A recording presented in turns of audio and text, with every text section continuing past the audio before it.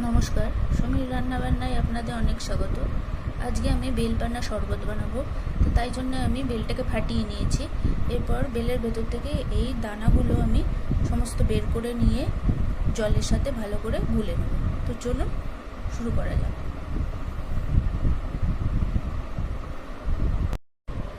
দেখুন, আমি বেলটাকে ভেতর থেকে সব দানাগুলো বের করে নিয়েছি, দানা শ্বাস যা ছিল সব বের করে নিয়েছি।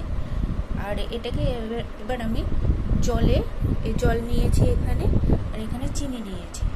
এবার জল দিয়ে আমি এটাকে ভালো করে চটকে জলে গুলে নেবো, আর চিনি দিয়ে এটাকে ভালো করে পেস্ট বানিয়ে নেব।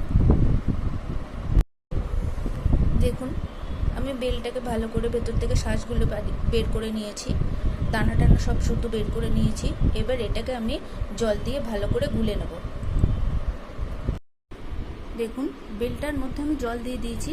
এবার আমি এটাকে হাত দিয়ে ভালো করে চটকে নিয়ে জলের মধ্যে ভালো করে চটকে নিয়ে দানাগুলো ছেঁকে নেব। দেখুন, আমি জল দিয়ে ভালো করে এভাবে চটকে নিচ্ছি, যাতে দানাগুলোকে আমি আলাদা করে ছেঁকে নিতে পারি। এরপর আমি দানাগুলোকে এই বাটিটার মধ্যে ছেঁকে নেব। দেখুন, বেলের যে দানা টানাগুলো রয়েছে সেগুলো আমি ছাঁকনিতে ভালো করে জল দিয়ে এরকমভাবে চেপে চেপে বের করে নিচ্ছি। এই যে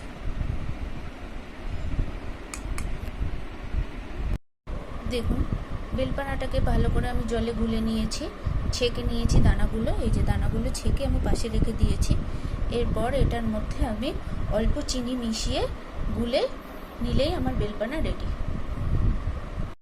দেখুন, এর মধ্যে আমি 2 থেকে 3 বড় চামচের চিনি দেবো। সেটা চিনিটা আপনারা নিজেদের স্বাদ অনুযায়ী দেবেন। আমি 2 থেকে 3 বড় চামচের চিনি দেব, দিয়ে ভালো করে এটাকে গুলে নেব। দেখুন, চিনিটা আমি মিশিয়ে নিচ্ছি চামচ দিয়ে, ভালো করে হাত দিয়েও গুলে নিতে পারেন। ভালো করে গুলে নিলেই আমার বেলপানা রেডি। এটা আমি এরপর সার্ভ করে দেবো। দেখুন, আমি বরফের টুকরো দিয়ে বেলপানাটাকে সার্ভ করে দিয়েছি। আমার এই বেলপানার শরবতটাকে যদি ভালো লেগে থাকে তাহলে লাইক, শেয়ার আর সাবস্ক্রাইব করতে ভুলবেন না।